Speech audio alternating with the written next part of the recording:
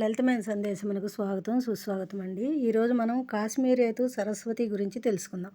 ముందుగా ఒక శ్లోకం చెప్పుకుందాం. జ్ఞానప్రద సతీమాత కాశ్మీరేతు సరస్వతి మహావిద్య మహామాయ భుక్తి ముక్తి ప్రదాయిని అని అమ్మవారిని ప్రార్థించి మన విద్యాభ్యాసాలు మొదలు పెట్టాలట. పిల్లలకి చదువు బాగా అబ్బి పండితులు అవుతారట. ఈ లోకంలో కావాల్సిన సౌకర్యాలన్నీ ఇచ్చి చివరికి ముక్తిని ప్రసాదిస్తుందిట.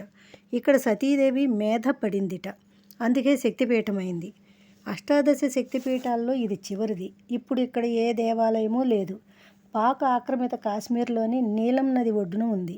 ఇక్కడ సరస్వతిని శారద అంటారు. ఈ ప్రాంతం చాలా పురాతనమైన హిందూ మత ప్రాంతం. ఒకప్పుడు ఇక్కడ విద్య, జ్ఞానం, లలిత కళలు మొదలైన వాటికి పుట్టినిల్లు.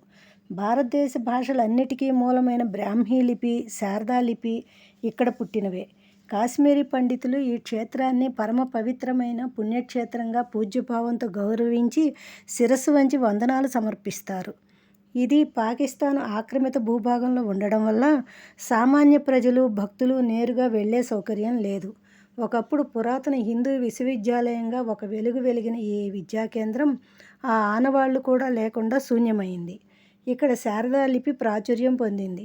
ఇక్కడ హిందూ మతం మీద ఇతర మతాల ప్రభావం పడినప్పటికీ హిందూ మతాన్ని, సాంప్రదాయాల్ని, పండుగలని కొనసాగిస్తున్నారు. ఇక్కడి ప్రజలు కాశ్మీరీ భాషను మాట్లాడతారు. ఇక్కడ ఆదిశంకరాచార్యుల వారు సర్వజ్ఞపీఠం స్థాపించారు. పీఠం స్థాపించిన అమ్మవారిని స్వర్ణశారదగా మార్చి శృంగేరికి తరలించారని స్థానిక కథనం. ఈ జ్ఞానపీఠాన్ని రామానుజాచార్యుల వారు దర్శించి బ్రాహ్మణ సూత్రాలపై సమీక్ష రాశారని చెప్తారు. వివిధ ప్రాంతాల నుంచి వచ్చిన సంస్కృత పండితులు, ఘనపాటీలు, జటాపాటీలు మొదలైన ఉద్దండ పండితులు ఇక్కడ కాశ్మీరీ పండితులతో చర్చాగోష్ఠులు జరిపి వారి వారి సందేహాలు నివృత్తి చేసుకుని వెళ్ళేవారట. వీరు కూడా వారందరినీ సాదర సత్కారాలతో ఆహ్వానించి పంపేవారట. ఇప్పుడు ఏ ఆధారాలు లేవు. ఇక్కడ సరస్వతీమాతను స్మరించి ఇష్టాగోష్ఠులు, తర్కాలు, మీమాంసలు ఇంకా పలు రకాల విద్యలకు సంబంధించిన కార్యక్రమాలు చేపట్టేవారట.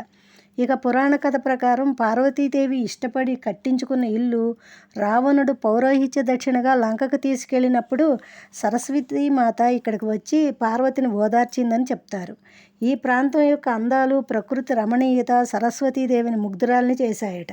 అందుకని పార్వతితో నాకు ఈ ప్రాంతం బాగా నచ్చింది, నేను ఇక్కడే ఉంటాను అన్నదట.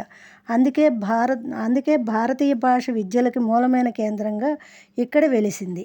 ఇంతేనండి. ఈ 18 శక్తిపీఠాలు దర్శించలేకపోయినా వీటిని తలుచుకొని మనోవీక్షణం చేసినా చూసిన ఫలితం పొందుతారట. జై శ్రీరామ్.